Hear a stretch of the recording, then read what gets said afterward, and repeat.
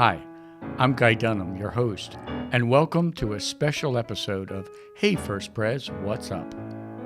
As you know, for a long time now, the issue of racial inequality and injustice has become front and center in the national scene.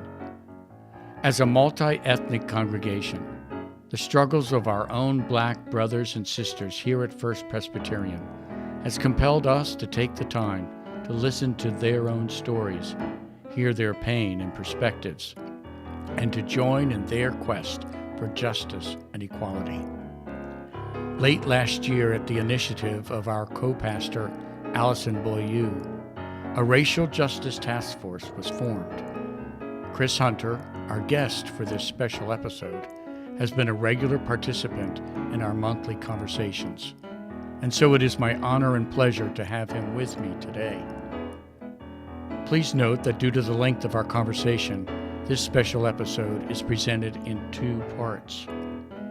I hope you'll find this episode of Hey First Pres, What's Up? To be insightful and will encourage us all to listen more. Hi, and welcome. I'm Guy Dunham, your host for today's program.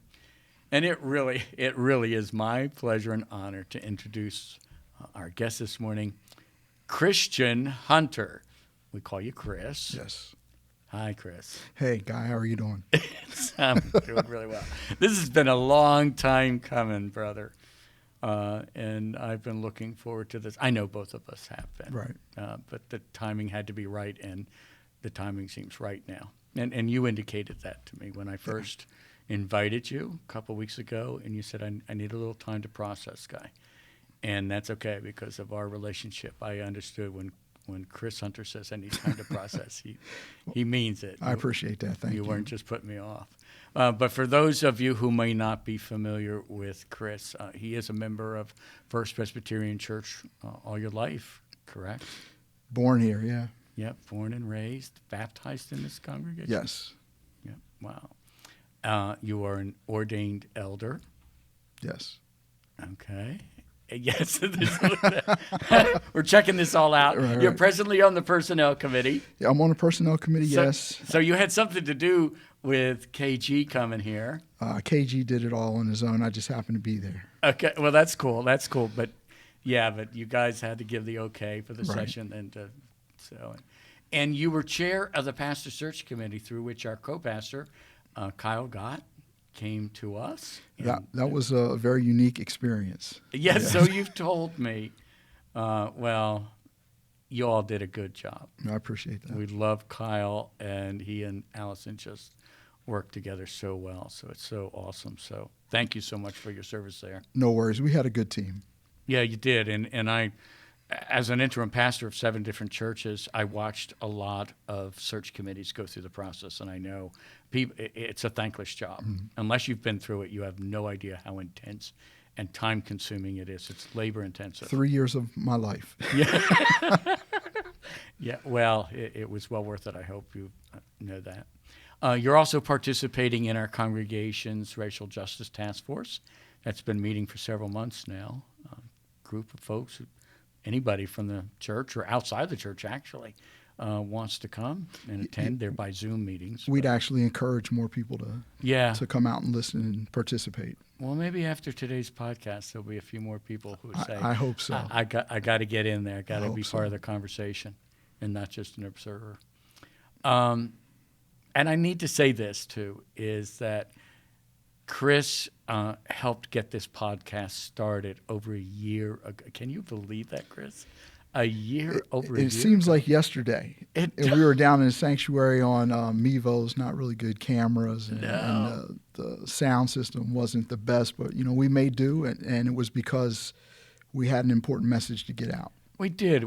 And at that point, when it was first started, it was just simply to provide communications because everything was shut down, for the staff and the congregation to still be connected because Correct. We were really concerned we were going to lose that. And so God opened the door for the podcast. I know you put a lot of time into it, brother, to make it happen. And I want to thank you because you're a founder. Well, it was a labor of love. So yeah. I enjoyed listening to the speakers that you have invited out, and enjoyed watching, the work that you put in to make it as successful as it has become. So, I appreciate that you called on me and said, hey, I need some help, and will you help me out? And you said it in a way that gave me an opportunity to say no, but not really. So. Not really. And I often said, you take care of the technology. Right. I'll take care of the guests. You make me look good, and we'll be fine. That's what we do. Yeah. Yeah. Well, thank you. Thank you so much. And, of course, now it's great to have it in the hands of KG and the capable hands. The capable hands. Very capable hands. And, of course, we've come up. I mean, look, here we are. I know, right? We're in a quote-unquote studio here at First Presbyterian Church. So who Nice. knows where we're going, but it's been an awesome, awesome journey. So thank you. I appreciate it. Thank you. Okay, let's talk a little bit about your background. People know a little bit more. You were born and raised here in York. Yep. Your mom and dad, members here, Leroy and Virginia Hunter. Your mom has passed, but she was a member of Faith Presbyterian. Yep, she was part of the merger. Yep, part of the merger and everything. So tell me a little bit about your family. Oh, well, we could be here for months. But okay, let's keep it short. short. I'll sum it up. Okay, thank you. Again, my mom, she was a member of Faith Church. Her father, my grandfather, James A. King, was an elder at Faith Church and was one of the people who helped the merger take place. Right. Then with my mom growing up in that church and then this church, and her becoming a school teacher, she taught Sunday school with Elaine Carr for what seems like forever. Yeah. And it's interesting because I like to tell people that my mom is kind of a pusher. She suggested I come help her one day with Sunday school, and that turned into... Was it a suggestion? It was a strong suggestion.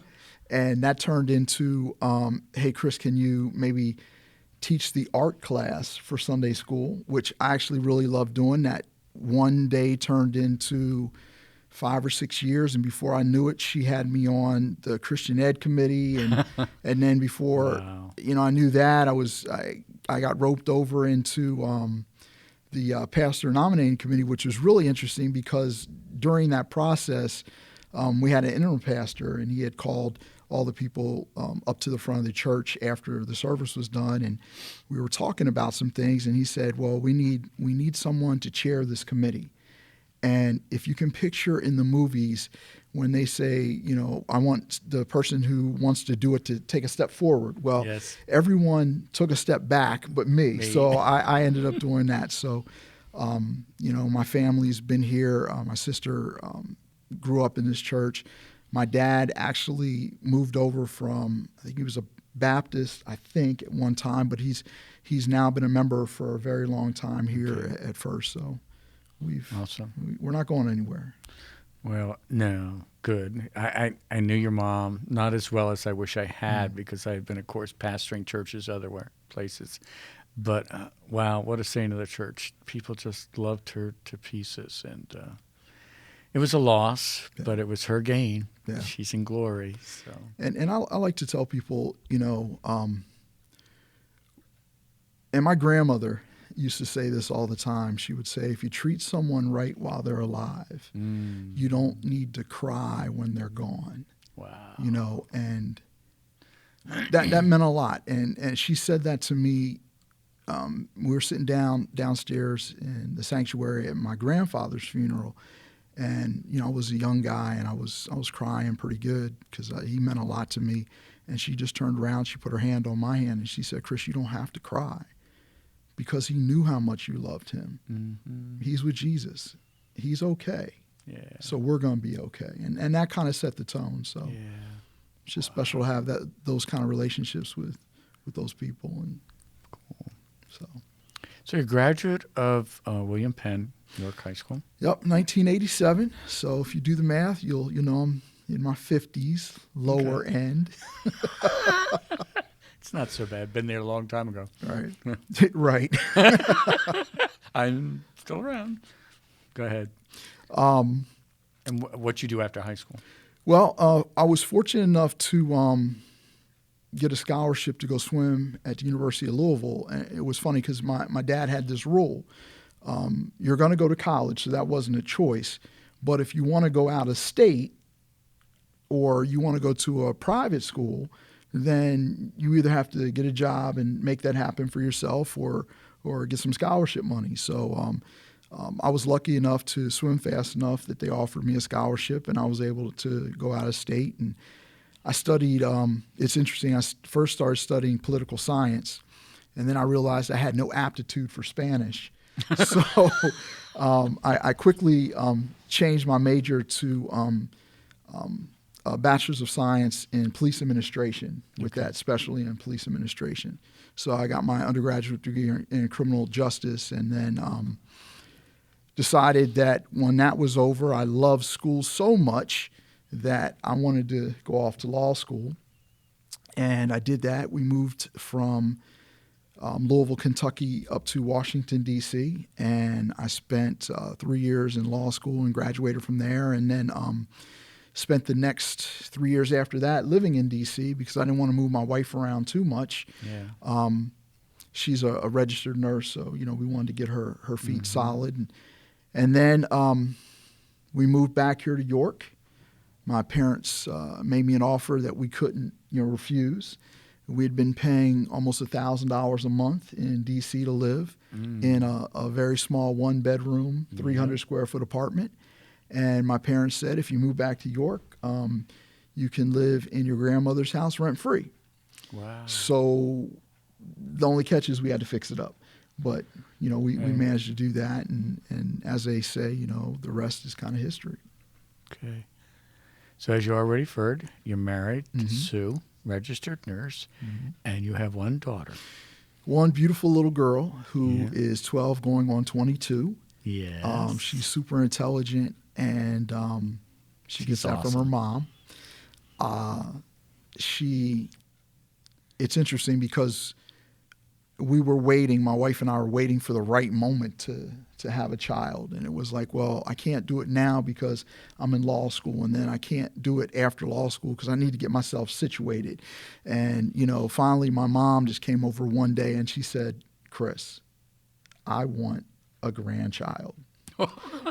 So now is the time. Get going. So she forced us into that. That wasn't a suggestion, huh? No, it was definitely not a suggestion. It was an order. So we went ahead and we had her a little bit later in life when we were in our 40s. But wow. Everything happens for a reason. So yeah. Well, she is a sweetheart. You and Sue have every reason to be so proud of her. And we definitely are that. She is, and she's growing in to be quite a young lady. Yes. So my hands are full, and my gun cabinet is fully stocked.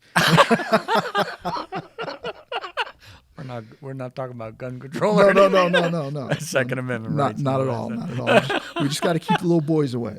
Just keep the little boys away. Well, see, what I do, I always told my daughter, which she didn't like, I said, any guy who wants to date you has to sit down and talk with me for about 2 hours. I'll never date anybody. I said, that's the point, honey. and that's funny because I told my daughter from the day she was born, which now I'm telling on myself, but as soon as I could talk to her, I told her there were cameras all over the house. I said, there are cameras everywhere. She said, even in the bathroom? I said, no. In the bathroom, we have microphones, but cameras everywhere else. So, you're awful. So it's just interesting. So now she firmly believes she's not going to date until she's 30. I told her she can date when I'm 85. So about to kick the bucket. Yeah, but it's the thing that us fathers do. I just want her to be happy, healthy, and to find someone who's going to love her as much as her mom and I love her. Yeah, and I would imagine it's a little disappointment because your mom's not here to see her growing into the young lady that you see her growing into. I see my mom in her a lot. Okay. Because my mom did some things for her that were just incredible. My mom would read to her before she could hold her neck up, before Haley could hold her neck up, and she would sing to her, and she would play at the piano with Haley. So now Haley is an incredible reader. She loves to read. She reads everything that she can. She loves playing the piano, although she won't tell you that. She doesn't like practicing, but she likes to play it. Most young piano players don't. So when my wife and I, Sue and I, when we sit in the other room and she's playing the piano, I hear my mom in that. When she's sitting in a chair reading a book, I can see my mom when I was little watching my mom sitting in a chair reading a book. So, she's still here. She's everywhere around us, and I see that in my daughter. So, yeah, it's hard. And I was having this conversation with my sister the other day because she was like, Mother's Day is coming up, and Mother's Day is going to be a hard day. And I said, Jennifer, every day is a hard day. Yeah. It's not just one day. It's every day. We just have to learn to live through that pain and understand that it's selfish of us to feel that way because she's where she needs to be, and she's doing the things that she needs to do now. So, it's difficult, but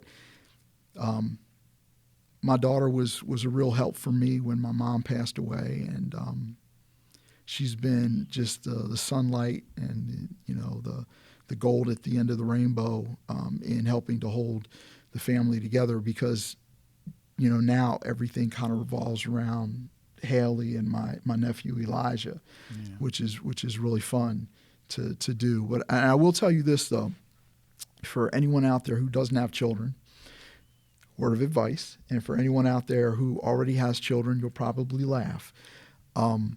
Everything that you've done to your parents will come back to you through your children. It's called the mother's curse. Exactly. So my mom used to say, "Oh, you're going to get it." Yeah. Well, and I can hear her say that now as my daughter does certain things that I used to do. So it's very fun. That's funny. You had told me in a previous conversation your mom had a tremendous impact on you, as she obviously did even on Haley in the short time that they knew each other. What do you see as her influence? What kind of things that she... Well, when you're in the mix or in the midst of growing up and you are living with your family, I think the one thing that we as people do is we don't appreciate the people that are in our lives at the time that they're in our lives. Right. And I remember at my mom's funeral, when I stood up and I eulogized her a little bit, the one thing I noticed when I looked out over a church that was full of people was I didn't know a lot of the people that were in the church. Wow. And what that told me was that she touched so many other people. Now, she would tell stories about while she was teaching, she taught the grandmother, the mother, and the daughter, so she taught generations of people. But when I stood and looked out and I saw all of these faces that I didn't know, and they were crying for the loss, that touched me. And the one thing that I said was, find someone that you don't know and tell a story about my mom to a person that you don't know, and listen to a story that they'll tell you about her. And in doing that, her memory never dies. Because the stories just go on and on. So and as you know and I do, that our co-pastor Allison, who did her funeral that day, and spoke about her, the tremendous impact that your mom, along with Elaine Carr, the two of them Sunday school teachers, had upon Allison and her formative years in this church, and having them be her Sunday school teachers and mentors in many ways. And you could visibly see for Allison how hard it was to say goodbye to your mom in those last hours before she passed. Well, I'll tell you, Allison came out to visit my mom in the hospital. I think it might have been the day before she went into surgery, and then basically the day before she had passed away. And my mom was still up and talking and everything, and I watched a transformation in that moment. I stepped back and I watched my pastor pastoring to my mother, but I watched my mother pastoring back to my pastor. And that's powerful. And that's huge. And I saw in that moment Pastor Allison become that little girl. Yep. One more time. And I could see how hard it was for her, to do that. And the thing that really stuck out was, as Pastor Allison was talking to my mom looked at her and their eyes met, and she said, I know who I am and I know whose I am. Yeah. And that was near the end when Pastor Allison, blessed her and then, left the family to be with her again. So that's what you get when you're in a generational church. Yes. My aunt had passed away shortly thereafter, and she's Catholic, and there's nothing wrong with the Catholic Church. But the priest that did her funeral didn't really know her. Yeah. Didn't have that connection with her. And that's unfortunate. And that's my mom used to always say, this is my church. And Elaine Carr says that too.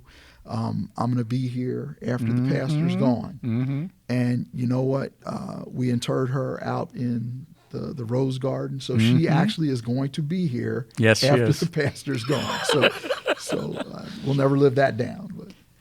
And I have to say, going back to the situation between a relationship between her and Allison, is that any pastor knows how powerful that can be when we realize that we're being ministered unto, not only by a parishioner, but someone who's about to pass. Because pastors preside over funerals time and time and time again, and the words can become somewhat stale if you're not careful. But then when you suddenly hear them return to you through the eyes of someone you've come to love and respect, and that their faith is being demonstrated in the most powerful way as they're about ready to transition and to walk with Christ, uninhibited, if you will. How powerful it can be for a pastor to make it even more real than it ever has been. So I just want you to know that, and I know eventually Allison will be watching this, so she'll probably be crying privately somewhere. But even for myself, I just think of those people in my congregations over the years who have ministered to me in their last days, and it's incredible moment at that time. It's the priesthood of all believers, without a question. That's what it is. It's we minister to one another. And I'll tell you, Guy, we walk this path of life.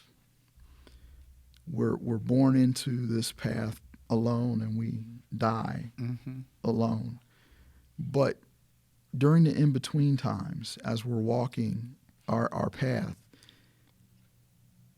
people affect your journey. Yes. And I look at, going back to my mom and the funeral, I look at how many people she pushed in a direction without even knowing that they were being pushed in that direction. Now, I knew when she was pushing me because she was a pusher, but for everyone, you lived with her, right. But for everyone else, you see that, and those words, I know who I am and whose I am. She said that. That was the first time I heard my mom say that. Really? Okay. But that wasn't the last time I heard her say it. No. Because periodically, it comes back up. Periodically in a sermon that Allison might do, that'll come back up. Or you'll be watching something on television and you tune into that. And it makes you wonder, is she sitting on my shoulder, tapping on my ear, just letting me know, hey, I'm still here. So it's very right.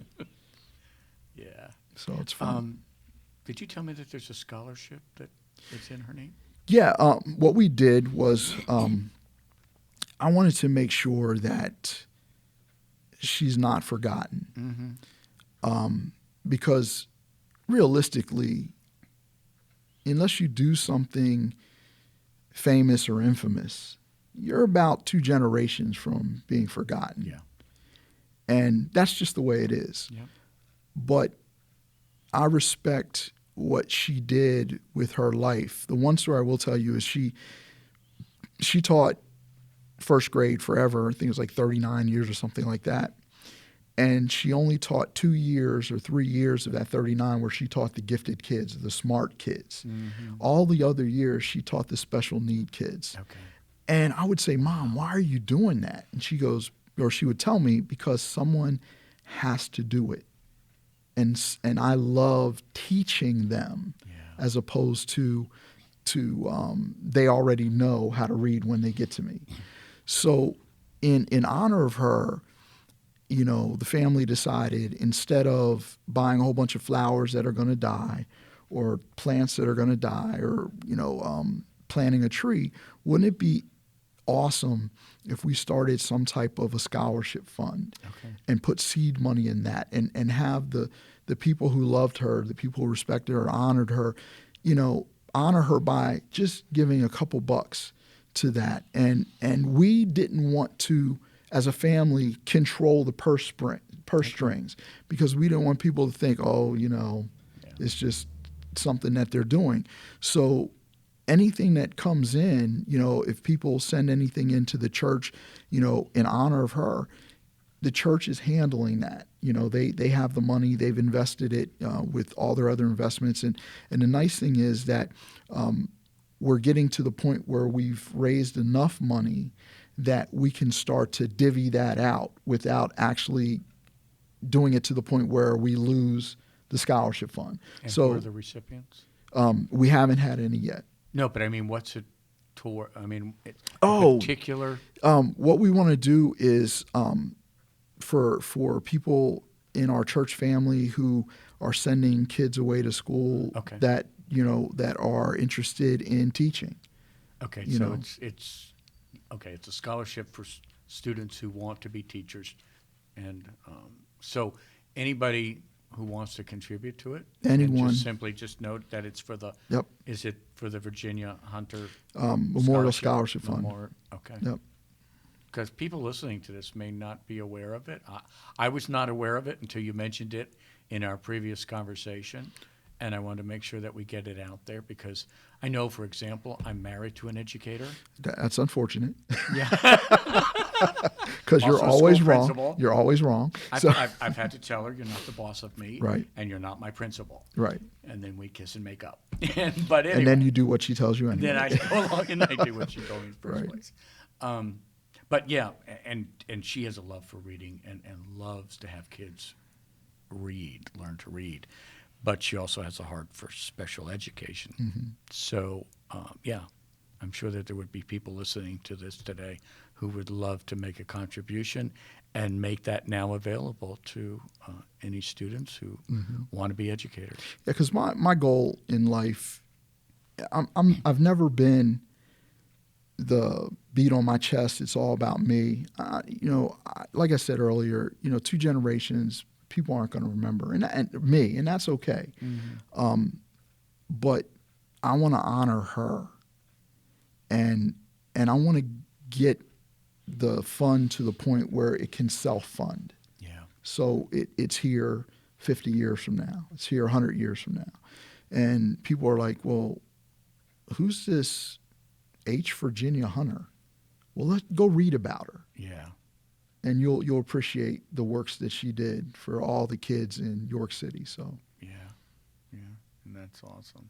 And I've got many stories to talk about my mom, but that'll be another podcast. Because I can tell you how she couldn't swim in Millersville and she had to get to the other end of the pool to get her degree. That's a whole other story. So I'll share that later. Okay. But thank you for asking about that. I appreciate that. Oh, sure. And it's true that many of us have no idea, oftentimes until people are sitting there at our funeral, the impact that we've had on individuals. Mm-hmm. And I guess, as a pastor, but God knows. Mm-hmm. God knows. And maybe it doesn't matter whether we know it or not. because it's that mysterious way in which God works people's lives. But it's people, individuals with such a servant heart like your mom had, that make a deep impact on other people. Well, if you do good by people, in the end, good will come to you. Yeah. And she used to say that, and when I was younger, I didn't really believe it. No. Because it always seemed like something else was happening. But she was the calm in the storm. Yeah. that enabled us to take a beat, relax, and move forward. Because her mother used to always say, my grandmother, Helen King, she used to always say, tomorrow's coming, whether you're there with it or not. Right. So choose to be there. Yeah. Because it's coming. Yeah. So. One of the other things that your mom was very influential here at First Presbyterian was in the formation of the diversity committee. Am I correct? Yes. That's a whole very interesting story how all that came about. My mother, Elaine Carr, and I believe, I think I'm 100% right on this, but Blair Money was the pastor at the time. Okay. And he made a way for them to receive a budget, a line on the budget for the formation of this committee so that they could travel and meet with other black Presbyterians, which, they didn't really know were out there, so to speak. They thought we merged and we're in a predominantly white church, and the Presbyterian faith, is predominantly white because the black churches tended to, die off because they couldn't maintain, their congregations financially. So, and they merged with other churches. But that story much better than I do. So they would go out and visit other churches, other black Presbyterians, and that started to move things forward. Okay. But as all things happen, people get older, stuff starts to slow down a little bit. And then my sister and I came in with another group of really strong people, led by my mom and Elaine Carr. And we started, focusing on it again. And now, with diversity focus and then also the racial justice coming together, led by, Allison and Kyle, it's really important that we continue this conversation, because I know a lot of people get frustrated because they say, we've been here before. We've done this before. We get a lot of energy and then we just die off. And we get a lot of energy and we die off. And that's just part of the process. Yeah, it cycles in and out. Because you need to understand that you can't change the past overnight. But if you choose not to do anything, the past will never change. Right. So as long as we're moving forward and doing the best that we can to teach the history and to share our life experiences, then we're making progress. Right. One of the things that I learned when I was in college was that we as Americans aren't as special as we think we are. And I learned that loud and clear with my second roommate, who was from Greece. And we got into a little bit of a disagreement on personal space. And he just flat out told me, you're not as important as you think you are. And if you learned American history the way we learned American history, this was my friend speaking, then maybe you would be a little bit more humble and not as arrogant. Wow. And that blew me away. And was that strange hearing that as a black American who already has had to struggle with our history? I will tell you, it's interesting that you asked that question, because he was looking at it from Americans versus anyone else, or from his experience, Greeks. Sure. So Yeah. he wasn't necessarily looking at me as a black American. He was looking at me as an American. Right. So when I look at that, I'm saying, okay, yeah, there is this way that I thought of myself that is not the way that he would see me. But then there's also another layer to it. Yes. Based on what you're saying, with me being a black American, because I looked at him, I said, you don't know anything about my life. And he said to me, you don't know anything about my life. And that started the conversation because at that point we could have just decided we didn't want to talk anymore. Right. But, that argument started at 7 p.m. and at 7 a.m. we were having breakfast laughing about our shared struggles. Because in his country, he had to deal with some struggles too. Yeah. So it was just interesting. But the key to it is an open, honest conversation. Yeah. And being able to accept your shortcomings. So. Yeah. And I think, if anything, what we've learned with the Racial Justice Task Force, of course, with conversations I've had with you and people listening to us would not realize that what you and I are doing here, we do on the phone Right. a lot, brother. And it'll go on for a couple of hours. Yeah, my wife, she just looks at me and she says, Guy Dunham? And I'm like, yes. And she just walks away. Such a reputation. One day we were having a long conversation, and she just came in with a note, and she held it up, and it said, "Your dinner is in the microwave." So I was like, okay. But what we were talking about was important. So she was going to feed my body, but you were feeding my soul at that point. So well, we feed each other, right? To be honest, I the one thing I've appreciated about our conversations, Chris, over the years, I just cherish it. Because of the loving, trusting relationship that we have. I know that we can be honest with each other. Mm-hmm. And I've learned so much from you. And I grew up in New Jersey with a number of black kids, but we didn't have conversations like this. Because that was in the middle of the 60s and the civil rights thing. And we were friends, but there was a line. Right. There was a line as to how friendly you could be. And it was unfortunate, and it was hard. You didn't even realize it because you were smack in the middle of it all. So while I would have thought that I understood a lot about what it was meant to be black in America, I did not, regardless of the friends I had, because we didn't talk about it. Well, and now I get to do that with you. Well, it's interesting because, and I've said this to people in the past, I know a lot of people.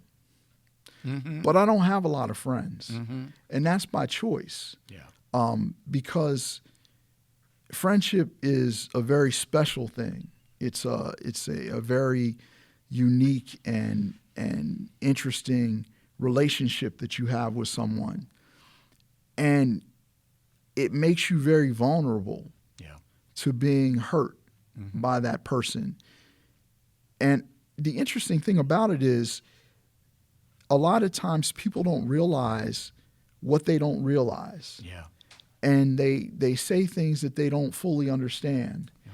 And I'll keep coming back to this in our conversation that, we live through our own experiences. Mm-hmm. But if we're not open to someone else's experience, we can't judge a person based on our experience. Right. We have to base it on their experience. So, I've said this to you too. Throughout history, will you be there with me if they come for me? Yeah. Will you stand with me when no one else will? And that's kind of like my litmus test for friendship. Yep.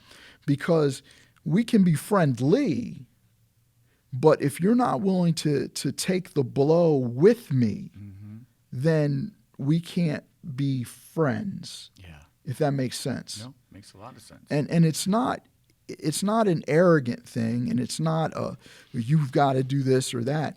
It just comes from my life history. It comes from, I swam, and not a lot of black people swam. At least that's what I was told. Mm-hmm. But there was a whole team in Philadelphia Department of Recreations. They did a movie on it. Mm-hmm. They had great swimmers. Mm-hmm. They had black swimmers getting scholarships at Virginia Tech and all up and down the East Coast. But I was told black people don't swim. Now, luckily, I had good coaches that didn't buy into that. Yep. Bill Schmidt and Kevin Hughes and coaches like that were like, look, we're putting you in the pool. We need you to swim. But there were many meets that I would go to where parents would look at me and wait to see. It's like a sideshow. And I told you this once. We had a swim meet down in Wilmington, Delaware, and we have these. They're called psych sheets, where you put your time in when you sign up for the meet. And I would always put in slower times than what I could do, just to take the pressure off, so to speak. And there was this one kid, this Caucasian little boy, who was swimming against me. And I looked at the psych sheet, and I knew I was like 3 seconds faster than him in a 100 butterfly. But his father came up behind the block, and I was standing right there, and there was hardly any room between the diving block and the wall. It might have been like 4 feet. And his father walked up, and he said, and I'll clean it up, but he used the N-word. Yep. He said, if you don't beat that little black boy, I am going to beat you. And I heard that. And it shocked me, and I laughed because I didn't know how else to respond. I was 14 years old. And I just looked at the boy, and I felt, oh, I feel so bad for you because you're going to get beat in about 53 seconds. It's going to happen. And, we swam, and I beat him, and I got out of the pool before he even finished. And I looked at the little boy's father, and I smiled. And this was when I had hair. So I called it like a little junior afro. So I had like a little afro in the hair. And it was all, and by the way, my hair would turn red in the summertime because of the chlorine and the sunlight. So I had like a little red hair, and I got out of the pool. Now at school, they dye. Right. So I get out of the pool, and this father comes running over, and he yanks his son out of the pool, and he's popping him in the chest with his finger, and he was saying, I told you what was going to happen. I told you what was going to happen. And he's pushing his kid off the pool deck. It got so bad the police had to get called, and he got removed. I don't know if he got arrested. He should have, but our coaches pulled us to the side. They didn't want us to see that. And I thought to myself, no, they need to see this because this is what I go through all the time. What the father didn't realize is that he gave you the incentive even more to beat his son. Right. And then the other story I told you about that was we had a swim meet down in Philadelphia. Big city, Philadelphia YMCA. And my mom and dad parked the car, but they dropped me off at the door. And I get out of the car, and I have my swim bag, and I have my York YMCA sweats on, and I have my goggles around my neck, I'm walking around because I just got them, and I'm walking around like I'm somebody. And I get to the door, and there was an official at the door, and the official is letting all the swimmers in, and I go to walk in, 3 steps behind my coach, and the official goes, no, you've got to wait. And I said, why? She said, well, your camp counselor's not here yet. I said, I'm not a day camper. I'm a swimmer from York YMCA. No, you've got to wait. My coach is halfway down the hallway, turns around, and is like, where's Chris? And one of the other swimmers said, well, they wouldn't let him in. So my coach had to double back. Let's just say that official got an earful, and then they let me in the building. But it shouldn't be that way. And that's the frustrating part. And fortunate or unfortunate, I always felt like when I swam, I felt like I had to not just do it right, but do it better. Yeah. Because it almost was like I had to get my respect, or I was letting down the whole family. I was letting down the next black swimmer that was going to come along, you know. And I remember having conversations with my dad where he would say, that one specific conversation I had, I was a senior in high school, and I never lost a dual meet race in high school. 4 years, never lost a dual meet. Now, you know, had won districts at a point in time, and I'd lost districts, and you know, never won state, but you know, I swam well enough to be there and be in the top 10. So I'm not here to say I never lost a race. It just in York County, I never lost a 100-meter butterfly race or a 100-yard butterfly race in York County. And when I was 14, there was a swimmer who I swam with at the Y. His name was Bill Lacates. And he was a good swimmer. I looked up to him, and I wanted to be like him.